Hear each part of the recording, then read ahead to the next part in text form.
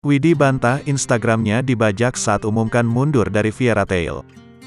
Widi Fairytale tanggapi upaya Kevin Aprilio ketika dirinya mengumumkan ingin hengkang dari Fairytale. Sembari tertawa, Widi bercerita bahwa cara Kevin menyebut Instagramnya dibajak membuatnya dirinya sempat merasa terhibur. Sebab, unggahan itu benar-benar dibuat olehnya karena saat itu dirinya sedang mengalami depresi karena sebuah masalah di luar dari Fairytale.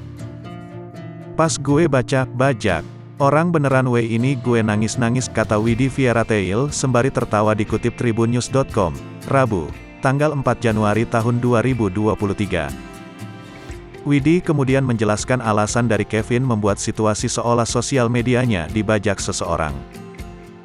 Diakui Widi kala itu Kevin ingin segera meredakan situasi, sebab unggahannya sempat membuat seluruh tim Fairytale panik. Iya si Kevin bilang, gimana Wid? Sorry ya, lu bikin semua orang panik. Terus gue jawab, maaf Vin, gue emang udah sedepresi itu. Maaf banget, gitu gue bilang. Ujar Widi, karena sekarang hidupnya Kevin udah damai banget kan. Dia gak mau ada masalah yang bikin dia kepikiran. Dia gak mau dihubungin banyak orang yang bikin dia kepikiran. Makanya dia biar cepat selesai dia nulis gitu, dia bilang, terangnya. Widi mengakui keinginannya untuk hengkang timbul karena dirinya merasa depresi atas masalah yang menumpuk. Namun saat ini ia sudah bisa menenangkan diri dan mengurungkan niatnya untuk hengkang.